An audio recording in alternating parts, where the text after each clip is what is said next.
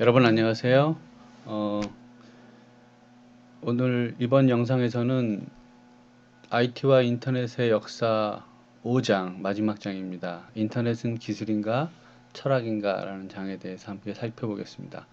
오늘 제목이 좀 이제까지 제목들하고 좀 많이 다르죠. 우리는 이제까지 컴퓨터가 처음 만들어진 1940년대로부터 출발해서 개인용 컴퓨터가 만들어졌던 70년대 후반, 그리고 그것이 전 세계로 퍼져나가서 보편화됐던 1980년대, 그리고 1990년대에 들어서면서 이제 컴퓨터와 컴퓨터를 연결하는 인터넷이라는 기술이 출현하게 되고, 그 기술을 통해서 2000년대로 넘어오면서 전 세계의 모든 컴퓨터들이 하나로 연결되는 그런 새로운 세대에 대한 얘기를 했습니다. 이제 마지막 장인 5장에서는 이제 컴퓨터끼리의 연결뿐만이 아니라 그 컴퓨터를 사용하는 사람들 간의 연결, 특히 스마트폰으로 대표되는 개인이 하나의 컴퓨터를 갖게 되는, 이제 뭐 집에 컴퓨터 한 대가 있는 정도 수준이 아니라 모든 사람은 자신의 컴퓨터를 자신의 몸에 지니고 다니는 그러한 시대에 그 모든 사람들이 연결되고 그 사람의 움직임에 대한 데이터들이 전부 다 확보되는 그러한 새로운 시대에 대한 얘기를 하게 될 것이고요. 그것은 다만 기술에 대한 문제만이 아니라 이제 어떤 사회 현상, 문화, 철학에 대한 문제로 또는 윤리에 대한 문제로 확대되는 것에 대해서 우리가 어떻게 볼 것인가 하는 얘기들을 이번 장에서 살펴보게 될 것입니다. 재밌게도 이러한 소셜 웹의 시작은 사실 대한민국에서 시작되었습니다. 1999년 대한민국에 I Love School이라는 이름의 서비스가 시작이 됩니다.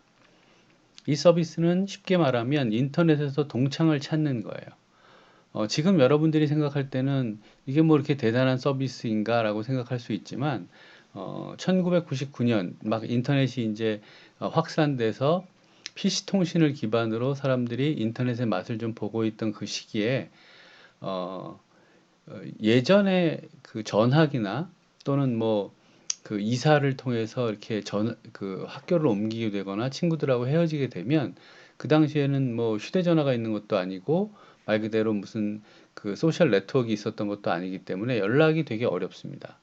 자기가 그 두 사람이 아주 친해서 계속 지속적으로 연락하기 전에는 거의 그 친구들을 다시 만난다는 건 굉장히 어려운 일인데, 그런 것들을 이제 인터넷이라는 걸 통해서 찾아서 만날 수 있게 해줬어요.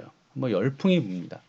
서비스 시작하자마자 1만 명 정도가 가입을 하게 되고, 2000년으로 넘어오면서는 하루에 5만 명씩 증가해서 급기야 1000만 명을 돌파하는, 우리가 영화도 1000만을 돌파하면 대단한 기록이지 않습니까? 당시 인터넷 서비스가 1000만을 돌파하는 것은 거의 어, 이런 일이 있을 수 있을까 싶은 그런 일이었는데, 이 아이러브 스쿨이 바로 그러한 역사를 이제 만들게 되죠. 이게 아이러브 스쿨의 화면이었고요. 한 가지 아쉬운 점이라고 하면 이 아이러브 스쿨이라는 서비스가 이렇게 전 세계적으로 거의 최초의 소셜 서비스였음에도 불구하고 제대로 꽃을 피지 못했다는 점에서는 대단히 아쉽습니다. 그와 관련된 영상을 한번 보겠습니다.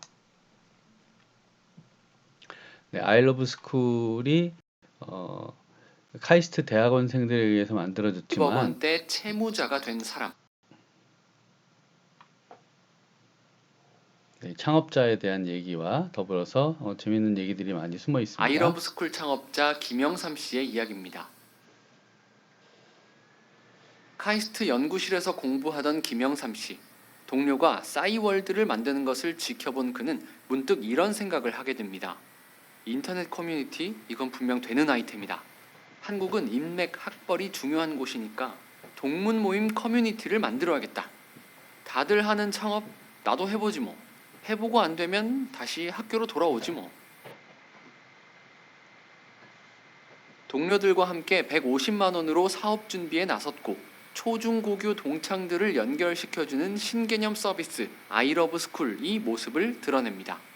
반응은 그야말로 폭발적이었습니다.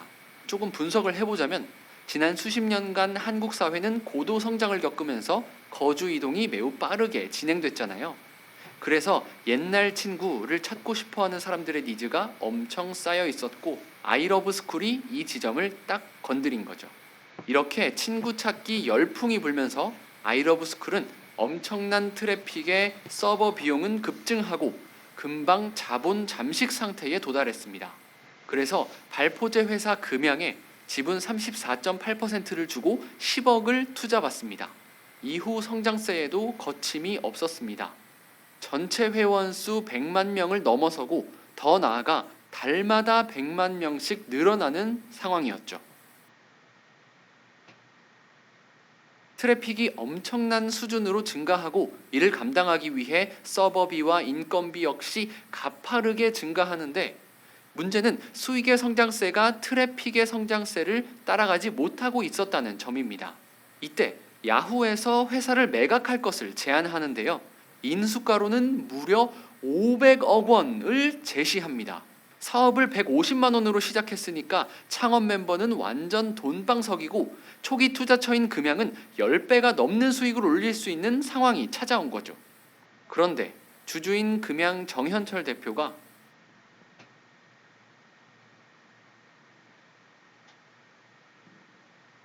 하지만 동시에 사업 운영은 급격히 꺾였습니다.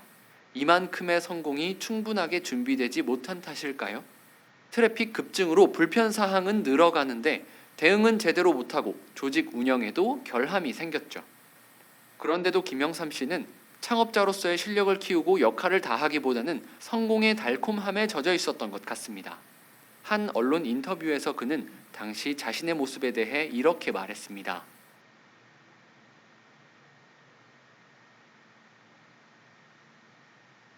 이 같은 상황이 반복되자 그는 사업을 정리하고 학교로 돌아가기로 하면서 금양에 지분을 넘기게 됩니다.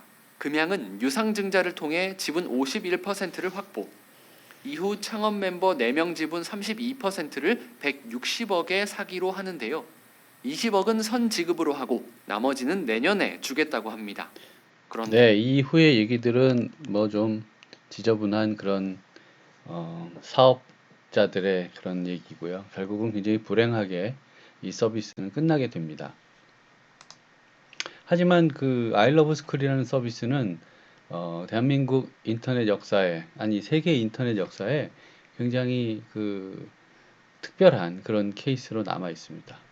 사실 이 아이러브 스쿨, 아까도 영상이 잠깐 나왔습니다만 아이러브 스쿨과 거의 비슷한 시기에 서비스가 런칭돼서 개발되기도 했고, 뭐 같은 그 카이스트 학생들이라는 점에서도 또 아마 같은 공간에서 이런저런 얘기들을 같이 나누면서 두 개의 서비스가 나왔던 것 같은데요.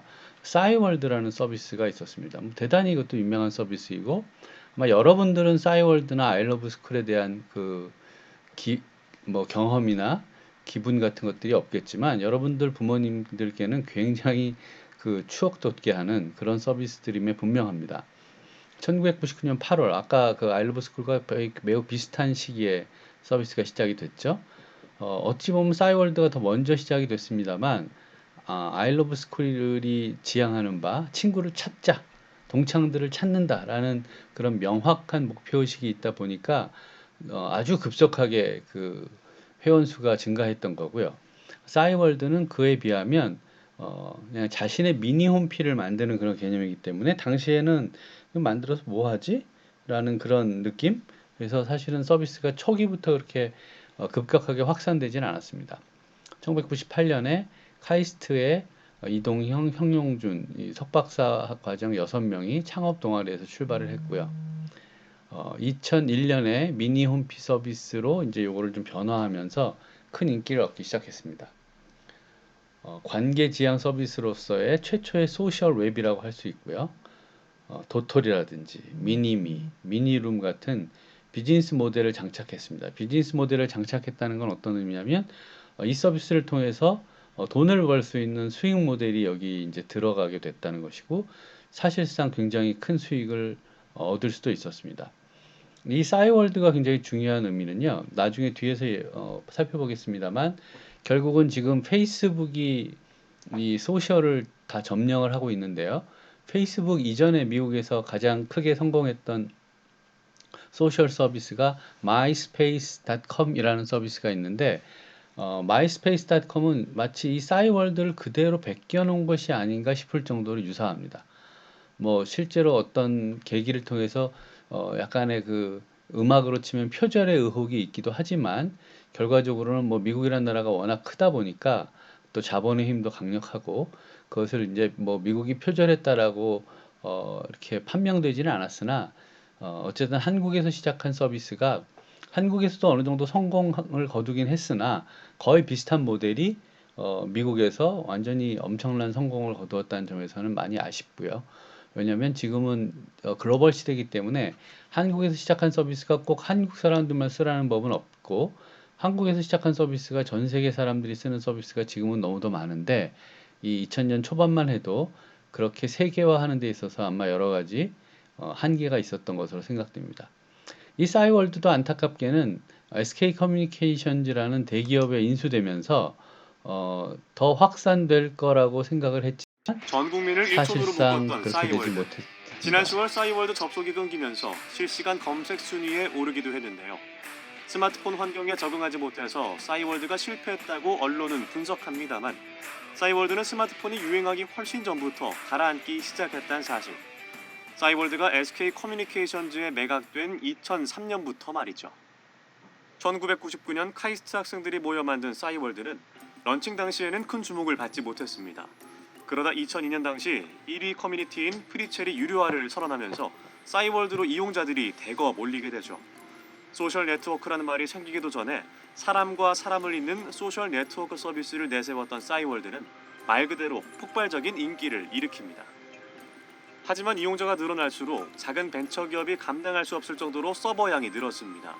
회사 규모를 늘려야 할 타이밍이 온 거죠. 그때 손을 내민 회사가 바로 SK 커뮤니케이션즈. 2003년 싸이월드는 SK 커뮤니케이션즈의 매각을 결정합니다. 싸이월드의 내리막길이 시작된 겁니다. 숫자로 보면 2003년 이후 싸이월드는 황금기입니다. 국민의 절반인 3천만 명이 싸이월드 미니홈피를 운영하고 사이버머니인 도토리 판매액만 1년에 800억이 넘었으니까요. 하지만 매각 이후부터 싸이월드는 본연의 SNS 기능을 잃기 시작합니다. SK 커뮤니케이션즈는 싸이월드가 가진 트래픽량에 관심이 있었거든요.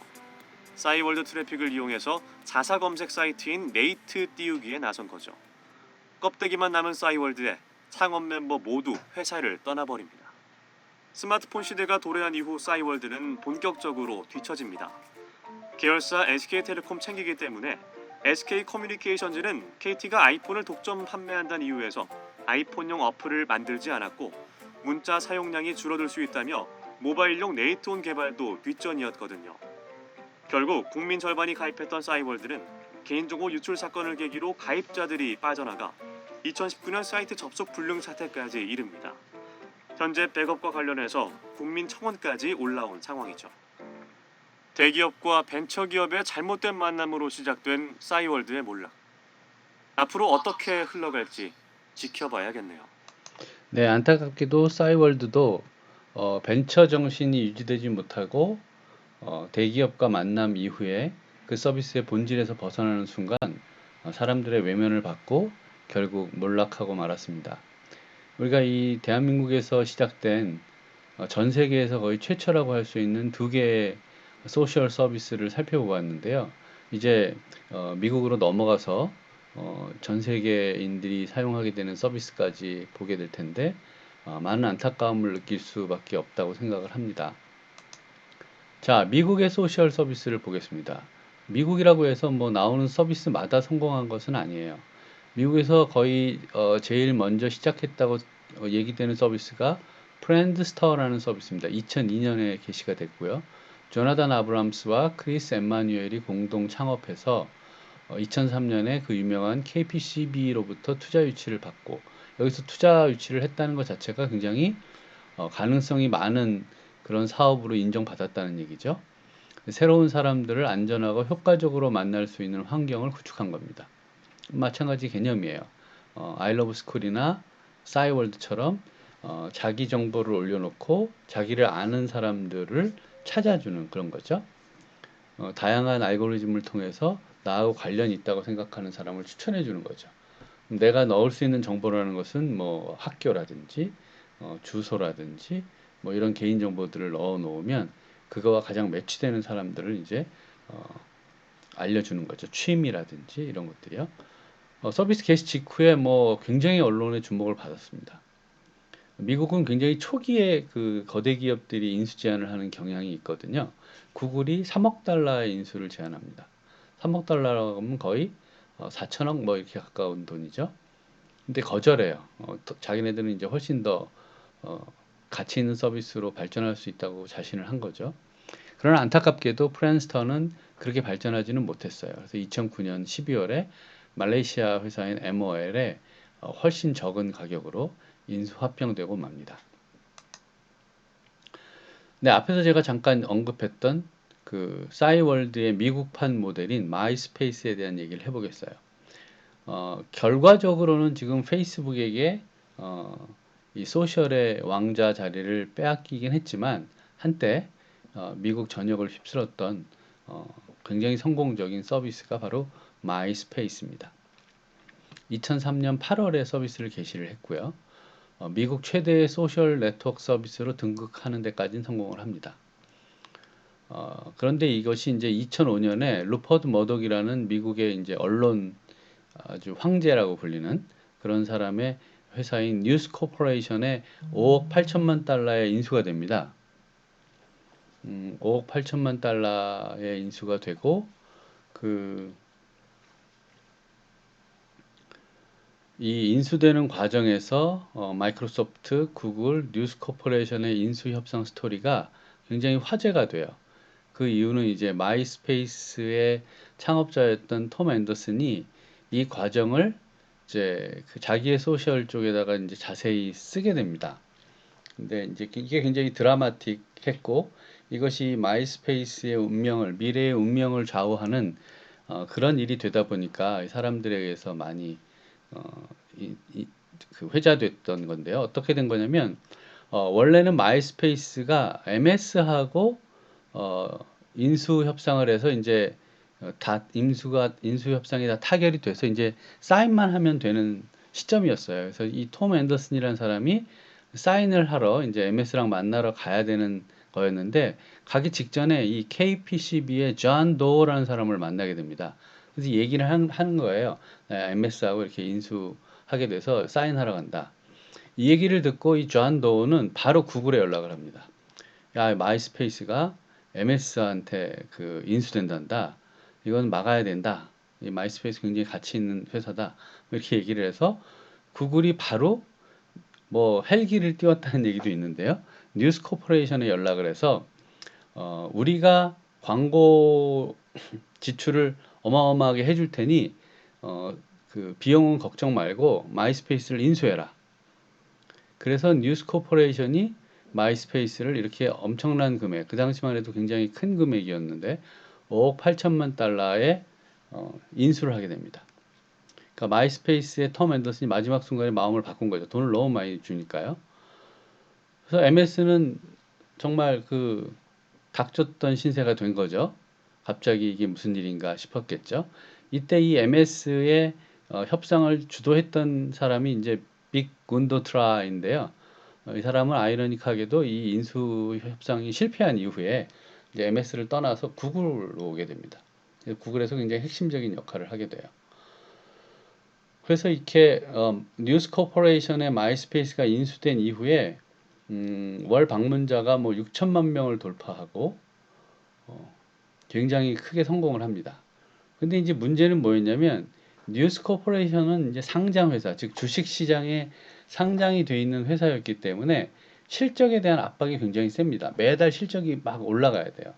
결국은 이 소셜 네트워크 서비스를 한다는 것은 굉장히 많은 사람이 들어와서 서로 연결되어야만 거기서 재미를 느끼고 계속 남아있고 그 사람들이 이제 어느 정도 확보가 돼 있다고 생각했을 때 수익 모델, 광고를 보여준다든지 여러 가지 수익 사업을 해야 되는데 뉴스 코퍼레이션은 좀 급했어요. 왜냐하면 구글이 이 사인을 지원하면서 광고를 약속을 했거든요. 그러니까 굉장히 광고를 많이 보여줘야 되는 그런 부담이 있는 거죠. 그래서 뉴스 코퍼레이션은 상장 회사였고 지나친 실적 압박으로 무모한 수익화를 막 하게 되고 지나치게 광고를 막 보여주게 되니까 당연히 사람들은 좀 지치게 되는 거죠. 그래서 구글과의 계약이 연연해서 검색 페이지뷰 향상을 위해 사용자를 속이는 일까지 벌어지게 됩니다. 그러니까 당연히 사용자들이 이 서비스를 떠나게 됐죠. 그래서 결국 마이스페이스의 인수 협상에 있어서의 이 드라마틱한 스토리는 결국은 비극으로 끝나게 됩니다. 그런데 이 드라마에서 황당했던 마이크로소프트는 이제 마이스페이스를 인수하려고 했던 자금이 있었잖아요. 그 자금으로 페이스북을 인수하게 됩니다. 인수는 아니고요. 페이스북의 지분을 많이 확보하게 되는데 이것이 마이크로소프트에게는 나중에 엄청난 이득을 가져다주는 참으로 아이러니한 그런 상황이 IT 쪽에서 벌어졌습니다. 그래서 이 마이스페이스의 인수 협상과 관련된 스토리는 오랫동안 사람들에게 기억되고 회자되는 그런 스토리가 되었습니다. 자, 드디어 이제 페이스북이 나타나게 되는데요. 마크 주커버그라는 사람에 의해서 이제 페이스북이 만들어집니다. 페이스북의 얘기부터는 우리가 다음 영상에서 보겠습니다. 여러분 수고 많았습니다. 안녕.